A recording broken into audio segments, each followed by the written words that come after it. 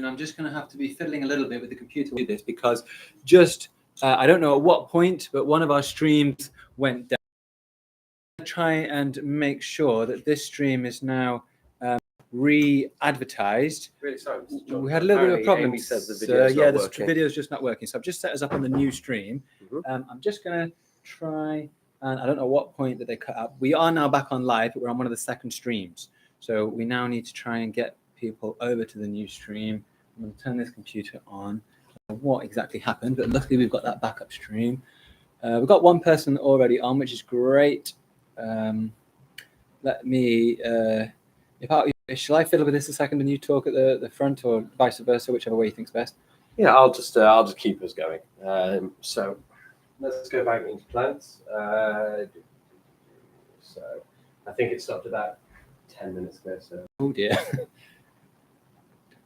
So we have been talking for a little bit just about water transpiration, transportation, and we have also looked at what you can do to try something at home. Now we're going on to upper key stage 2, and we're going to look at the parts of the plant. Now, actually, the parts of the plant that we can see at the moment are not too dissimilar to the parts of the plant that we learned at year 3 and year 4 level. But we are going to learn more information about them. So we have the pollen tube in the middle of the plant here. We have the stamen that we mentioned before is made of the anther and the filament. We have the petal. We have the ovule. We have the receptacle. We have the sepal. We have the petiole. We have the ovary, the style, the stigma, and we have the pistil. So we're going to just learn a little bit more about the insides of these plants. Apologies if you were on the first stream. The first stream has gone down. I'm sure Mr. Jordan will put a message about that on just the Just Giving side, just to say that it's gone down and where to find it. I think he's done that already, which is lovely. And I think he's just gearing us up so that we can continuously keep going onto other streams should that happen again. I think we've got a third stream.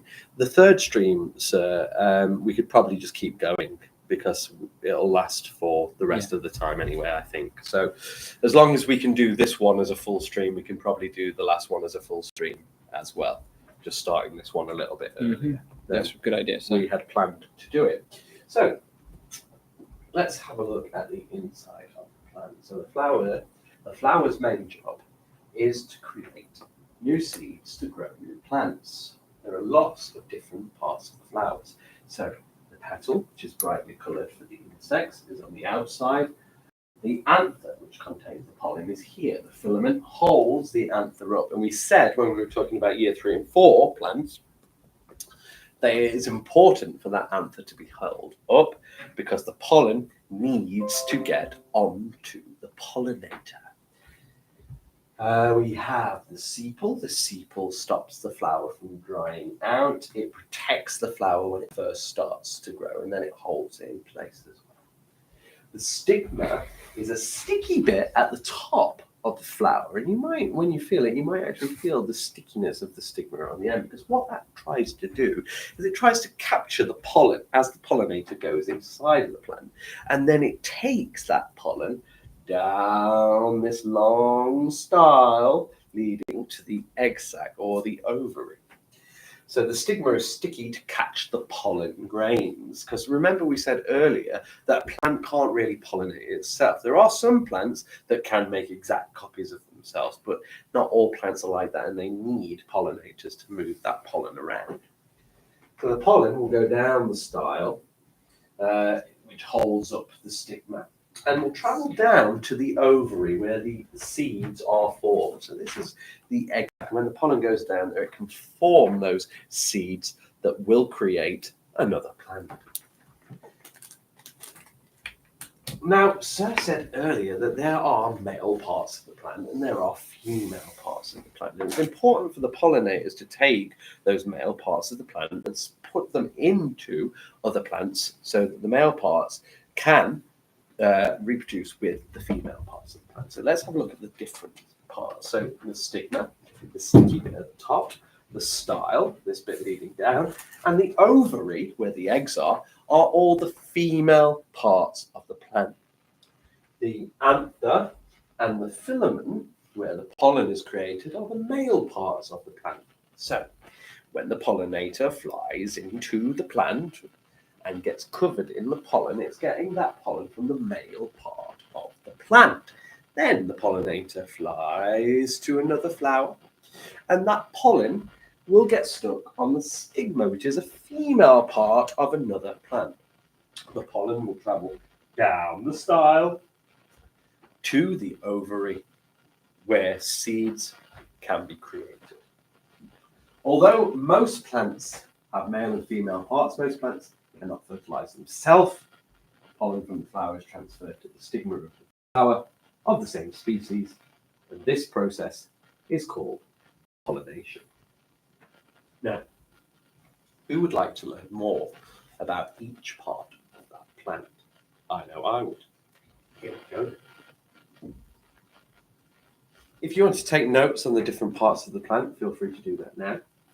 But here we are. So the sepal. Sepals are the exterior parts of a flower that protect the interior flower while it emerges, while it grows, whilst it becomes a flower.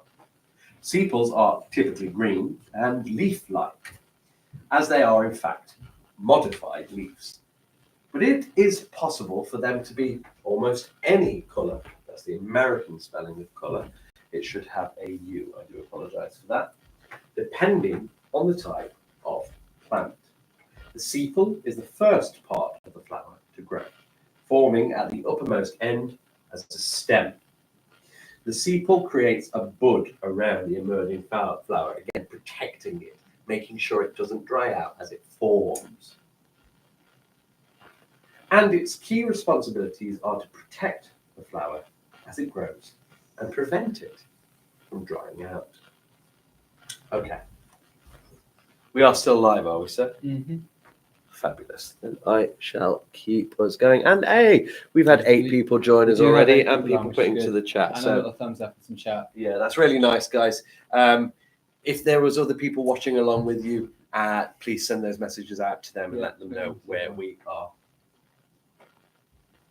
Petals. So petals exist to draw pollinators to the flower. It is for this reason that they are often brightly coloured. Showy. Do you know anything else that's showy, sir? Oh, I know loads of things that are showy, sir. Yeah, do you know anything in this room that's quite showy? Something in this room that's quite showy. Maybe you stood in front of the board. Oh, Maybe is it you, sir? Parts of a plant. It's you. I am quite showy, yes.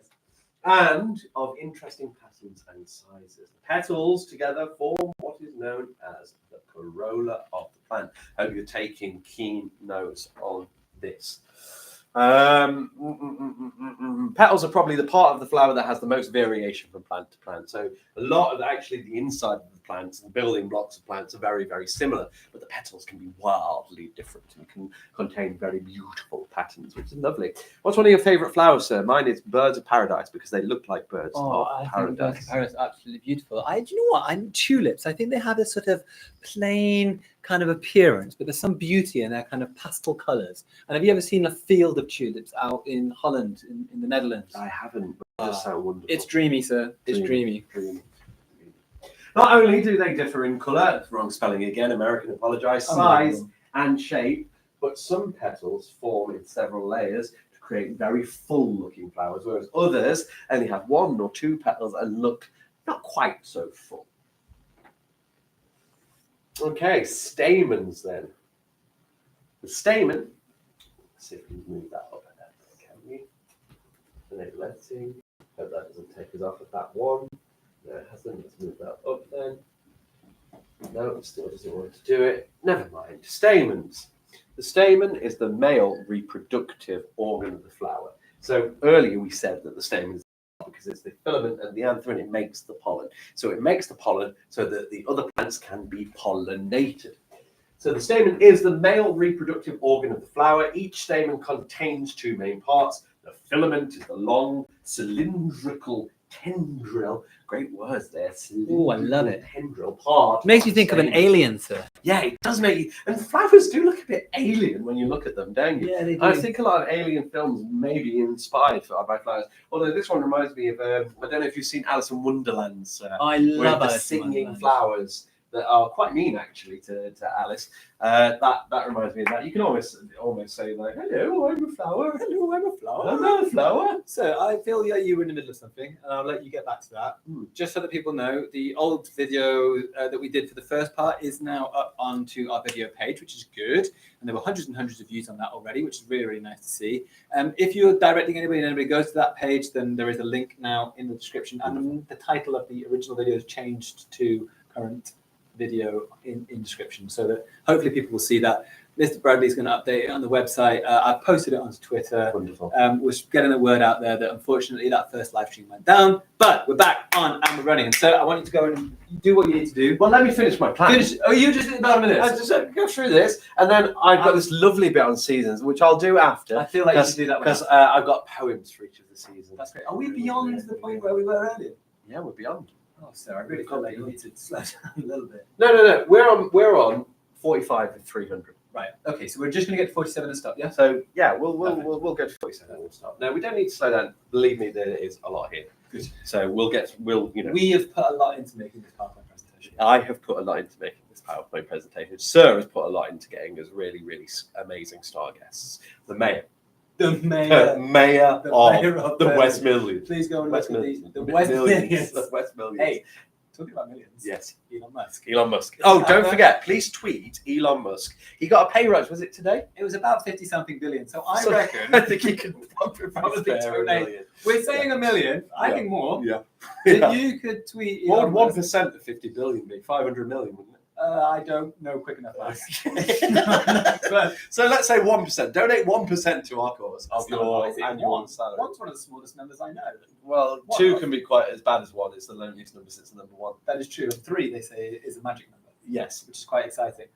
Now, look, let's tweet Elon Musk. Yes. Genuinely. Please do get in touch with Elon Musk. He's a scientist, you know. He sent a Tesla to space, and he is going to sponsor He's also the this sort event. of guy who would donate to something like this if enough people. If people said how worthy this cause is, which it is, Mr. Musk, we would love it. If you can get to the UK before 11 a.m. tomorrow, come on, genuinely, we will be a platform. Get a for you. spaceship. We'll be a platform for you. You were just saying how much you think he deserved that 54 billion increase in his pay. I don't want to comment, but I do want to carry on with flowers. Okay. The filament is the long cylindrical tendril. That's what we're talking about. It's part 3D of the 3D it's shape. a 3D shape. Absolutely. The tendril is it's a bit like an alien's arm. a little bit like an alien's arm. Part of the stamen. Well, the anther is a sac that sits at the top of the filament. Here we can see them. So that's the filament, and there's the anther. So that's its sac, is it? Yeah. The function of the filament is simply to hold up the anther. It's a pretty good job, just holding something up for eternity. Now, I've heard the word filament somewhere else in science. When I was doing a topic on electricity with the children, inside a light bulb, there's a filament. And would that filament be a little bit similar to this in any way, shape, or form? I believe it will, because it'll hold something up. It does, and also, a bit like the filament in the light bulb, it's incredibly thin, narrow, small strip. To me, that looks a little bit like the filament in a light bulb. I just think that's just a science connection. Science connection, and I think there's connections all over, isn't there? Connections. You were doing filament, the filament, the flower, the pollinator. Oh yeah. So basically, as we said several times now, so we should be getting this message. This is the male part of the plant. It produces the pollen, so that can be taken to the female part of the plant. Okay. Stamens. The stamen is what I've just talked about. So did we talk about repetition? There we go. Repetition. So we've got the stigma then, and I'm going to go in that order. So stigma first. So we start at the top. The stigma sits at the top of the carpel, which is these 3 parts here: the ovary, the style, and the stigma. Is that similar to carpool karaoke? No, carpool karaoke is where you get in a car with someone and sing. The stigma sits at the top of the carpel, and its job is to capture pollen. So this is the female part of the plant, taking that male part of the plant, the pollen, into itself and taking it down to the egg sac, so that those the eggs can form into seeds. A bit like the eggs we did with Mayor Richard West. Richard Parker. No. Richard West is from Family Guy. No. And there's no similarity. No similarity, because these eggs aren't fertilized. Right. Yeah. So these eggs at the moment may not be fertilized, but when that pollen goes down, they will be fertilized and they will become seeds. So that's completely different. Wow. The eggs that's sold in the supermarket have never been fertilized. Fascinating. It is often that's not entirely true. I'm sorry. It can get mixed up. Yeah, I have seen where It people can get keep mixed the eggs up. warm and then you get ducks. I mean, that's not I have seen that. okay. It is often sticky in texture or contains tiny hair-like structures to help the pollen into that cycle. So once it goes down there, the ovary produces and contains unfertilized seeds. It sits centrally inside the flower at the base of the carpel. Once fertilized, it is the ovary that develops into the fruit of the plant. Gosh, I love fruits. Yes, as we've learned earlier, the fruit is what contains the seeds. Very good point. We're going to come on to fruits and food groups in a minute. Fabulous. Ovules, then the last part, are contained within the ovary, and in the event of successful pollination, they will become the seed of fruit. That is the entire topic of plants that we're going to do. Wow. And our next topic is going to be key stage 1 from me, changing seasons. But I know that you're eager to move on I to am another really topic, eager sir. to get So I'm you gonna let to you go to and do finish off that. what you were doing. And I think I that's kind of absolutely important. need to do I am that, so I will concerned go about and do that, That's and what I'm I eager will let for. you carry on. Right, let's get back to where we were. And well, I'll tell you what it was, and this is the perfect. Up to 13 again, sir. We're Up to getting people 13. coming back on. Oh, they're suggesting Jeff Bezos as well is also quite a Guys, well-off person. Does he? I know that Elon Musk likes to get involved with stuff. I don't know if Jeff Bezos does, but you know what? It's worth a I flat. mean, he's been to space, and Richard Branson. Yeah, I have been contacting Richard. And we're going to be Branson talking this. about space. So Yeah, we are. I have been contacting Richard Branson about this, so I do hope that Richard Branson would also be interested in getting involved. We've had all sorts of people getting back and giving us a little bit of support, but yet to give us great sums of money, but that doesn't really matter. Okay, so yeah, we're looking here at the tooth, and that reminds me of something that happened earlier on when Mayor Richard Parker came up. And we were just about to go back to, and I'm going to change this again, if you don't mind, to HDMI 2.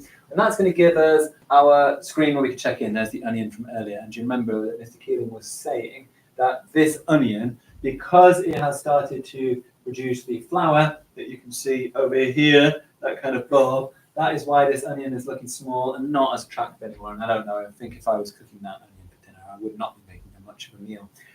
Right, let's go and check in on the experiment that Mayor Richard Parker set up. And if you remember, what we were doing is we took, I'm going to just spin you around over here for a second. We took, oh, you've spun all the way over there. Just come this way for 2 seconds before you go back. No, not going to stay. It doesn't matter. I'm just going to go and grab this. I'm going to take a egg, okay, is one of the things that we were looking at. And we realized if we want to find out a little bit about teeth, then it's not great to put some human teeth into a bowl and shake it all around. One of the problems with human teeth also is the access to those teeth is going to be quite difficult.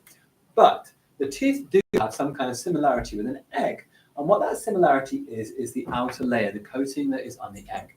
And your tooth has an outer layer, a coating on the egg, which is known as, thank you very much, sir, which is known as enamel. And that is the exact same thing that is on your tooth, surrounding your tooth. It is enamel. Okay, so the enamel on your tooth, the enamel on an egg. So what we're able to do is we're able to use this as a method to investigate what might happen to a tooth in a variety of different liquids. And I'm going to bring us over to our science station over here. So we make sure we've got that main screen, got all of that in, and also just a little bit of me over there. So I'm going to move myself a little bit over into this direction. Let's move that out of the way. Bring myself over here. I hope you can hear me in the chat. I know we've been down for a little short while. But, right, I'm over here with my egg experiment. And this was our one that we did to start with, which had nothing with it. And I can't quite remember the name. Maybe Mr. Keeling, when he comes back in, can remind me what we call this particular experiment. But we did nothing to this one. So it is a completely empty cup. There are some slight drops in there. But the reason for making this completely empty was so that we could see what would naturally happen to an egg if an egg was left alone. And it's really important to see what naturally happens to an egg so that we can compare that to what is different when an egg is put into different liquids. So here is our basic one, and you can see that nothing has happened. And I think the next one I want to have a little look at is the one that Mayor Richard Parker suggested nothing would happen to, and I think Mr. Keeling and I also thought nothing would happen to, and that was the water. And if we look closely at the water, and I wonder if you can see it very easily on there, I'm going to just press zoom one more time. Zoom it in. Does that give us a good enough shot? Just fiddle a little bit. I might mark on the table where. There we go. Look at that. Brilliant. So when we look at this on the board, you can see that not a lot has happened to this egg yet, that the egg doesn't have any bubbles forming on it. There's no fizzing going on. There's no foam on the top. And the egg is pretty on its own, doing its own thing. So we've got egg in air, egg in water, looking pretty similar. There doesn't seem to be a great reaction. Okay, I'm going to move on to the next one. I'm going to do it in order of what Richard Parker said might happen.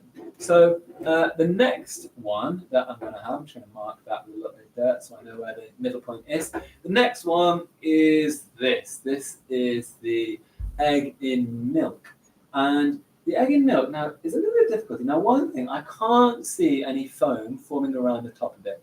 And the fact that there isn't any foam around the top of it gives me the indication that there isn't a reaction going off just yet. There is a bit of a problem, however, when it comes to this one. And the problem, of course, is that, well, I don't know. I don't know exactly what's happening. And if we come over here and we have a little look, I can't see much beyond there. And I tell you, the quality that you're seeing over here is the same quality when I am looking up close to it. You can't really see what's going on inside it because the milk is making it a little bit cloudy. It's making it a little bit tricky to see what's going on. So that's something, if I'm being a proper scientist, that I want to factor into this experiment. Understanding that the liquid that I choose might make it hard to monitor what is actually happening to it. So this is not letting much light through. It's a pretty opaque, is that the word for it? Word in the chat. I think transparent is when light goes through it. Translucent is Lucy lets a little bit through, and opaque, maybe they're going to confirm that. Does it feel different? I'm not quite sure. Does what the egg in the milk, does it feel different? That's a good question, Mrs. Penn. Let me have a little look. Does it feel? Can I touch it?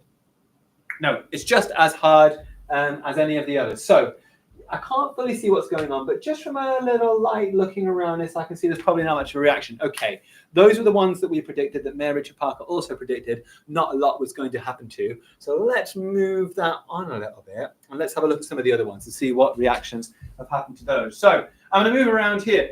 The first one I'm going to go to is the Coca-Cola. Now, when I look at the Coca-Cola, I notice that there is a kind of layer of bubble. Oops, remember that's my central point. Thank you. There is a kind of layer of bubbles around the top of it. And don't forget, we're going to keep tuning into these as time goes on. I could really do with a little sort of a pointer or something. I presume, like, oh yes, look at this. Right. We've got this little layer of bubbles that has formed around the top. Now, I feel like if I left Coke anyway, it would form bubbles. Yet, when I push these bubbles around, they are different to the normal bubbles that we receive. I'm looking carefully. I don't know if you can see that on the screen, but there are bubbles that have formed on the outside of the egg. Now, we've got a little bit of a problem here when it comes to the Coca-Cola and the bubbles that are forming on it, because what do we know about Coca-Cola already? Yes, we know it's high in sugar. Yes, we know it's carbonated. Yes, we know it's an acid. Oh, what does the carbonated thing tell us? It tells us that there's a lot of gas in there. And the fact that there's gas in there makes this a little bit of a confusing experiment, because could that gas just be the bubbles that are popping off? Okay. So I'm not 100% certain. I think that's why I took this one next. To me, from my eye, it doesn't look like a lot has happened in this one yet, which surprises me, because we were considering that maybe one of the ones with the higher sugar and the higher acidity might be one of the ones that react. So that's interesting. I'm going to move over to one of the other ones. So I've gone through the. Can I just say, sir? Yes, can we please. just have a quick tally of where we are right now? Would you remind me one thing before I forget to ask Sure. you? We called this the something, the one that's got nothing in it. The something. What did you call it? You The said- control. Thanks, sir. Can I just add on just before Mr. John continues, and I will let him continue in a moment, that so far we have raised now £1,830. Wow. So we are closing in on that £2,000 mark. And actually, when we get to 3,000, don't forget, I'm going to eat a Scotch bonnet. a lot of this is generously being donated from children watching the show and their families. So it is really, really lovely that the communities are giving back to us, and the community are helping out each other, which is really, really lovely. But we really want rich people. Yeah, like it's rich people at Elon we Musk. want Elon Musk. Don't forget to tweet. So Elon please Musk. do tweet Elon Musk. But I must thank you for giving your hard-earned, and it is hard-earned money. Hard-earned. Sorry, hard-earned. It is. You're right. It is. Yeah. It is hard-earned. Hard-earned money for this cause, and we promise that it's going to go to really support. Can I continue in the soppy theme when you're done? Really support all of the children that work really hard at both of our schools, Causeway Green Primary School and Anglesey. That is what it's all about. That's what's driving us, and that's what hopefully will see us through to 11 o'clock. And to add to that, Causeway Green in Sandwell, and here as well. One of the things that I know about our two schools, and it makes our two schools so unique, is the community that we have got.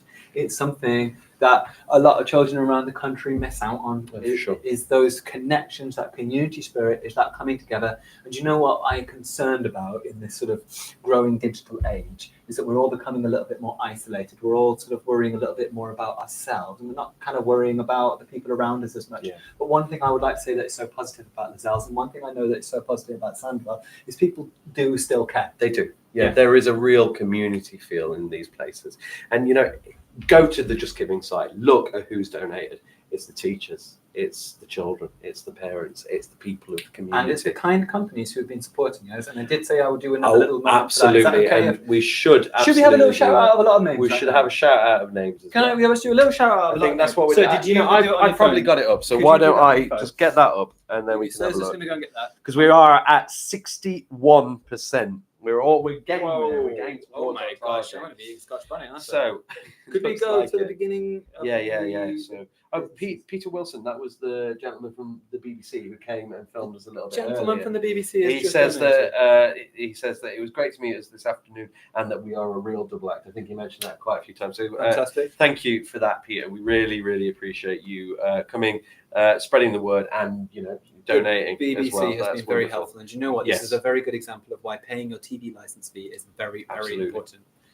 So a shout out to our big sponsors then. So we've got the 3S Associates that have given us £50 to our stream and wished us good luck. Fantastic. Thank you so much for that donation. We've got Thames Ground Maintenance, which is again another £50. Thank you so much for helping out children in our communities.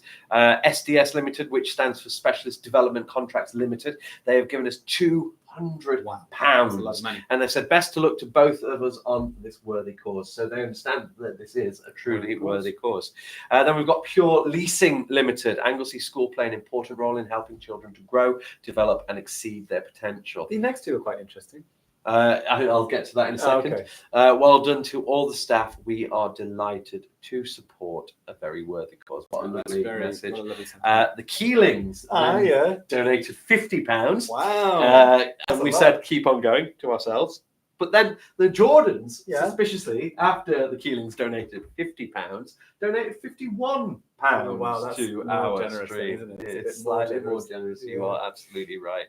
Then we've got Genie Cleaning Services, who have donated £200, and they're saying that they are delighted to support such a worthy cause. Well done. Good luck. Thank you so much for that. I'm just going to check through, see if we've got any other sponsors. I want to give a shout out actually to Mr. Bradley, because Mr. Bradley has done so much to support this. He's worked so hard backstage to get everything ready. He's worked harder than we have worked. Bing, bing, bang, bang. Everything around us is Mr. Bradley, and not only that, but he's donated £100. Whoa! That beats the Keelings and Jordans. Well, I mean, if we combined it, then it's £1 more.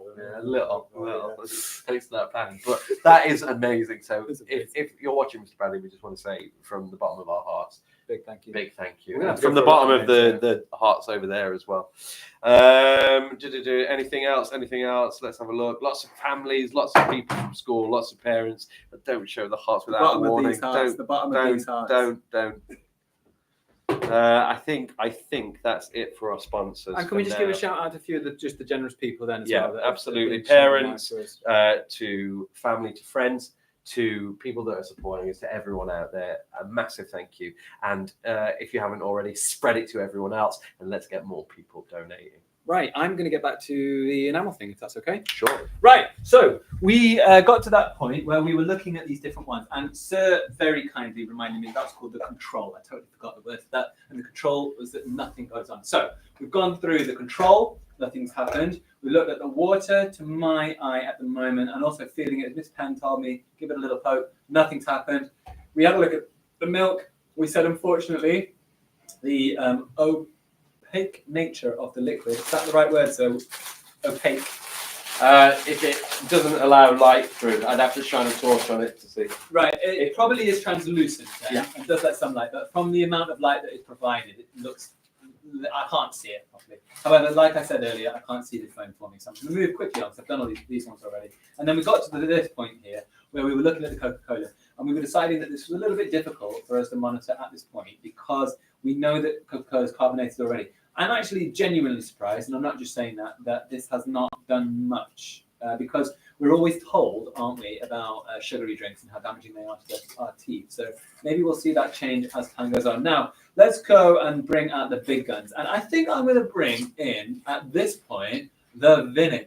Because we all suspected, the egg is rolling. It's absolutely alive, this one. I don't know if you can see it, but this is kicking off. There are bubbles all over it. There are things fizzing. The foam at the top of this is sort of thick. It doesn't just pop when I touch it, okay? In fact, you can see it sort of sticks onto my stick at the end of it. And there's definitely a reaction going on. And if you can see, it's sort of bumpy and layered. Can you see that's bumpy and layered? Yeah, so it's not smooth anymore like some of the other eggs are, which I just think is fascinating because it wasn't so long ago that Mayor Richard Parker was on here doing this experiment with us. So yeah, that's incredible. I've just realised I don't know if I can be seen here. You wouldn't just have a quick look if I'm on the camera, just at this angle. Thank you so much, sir.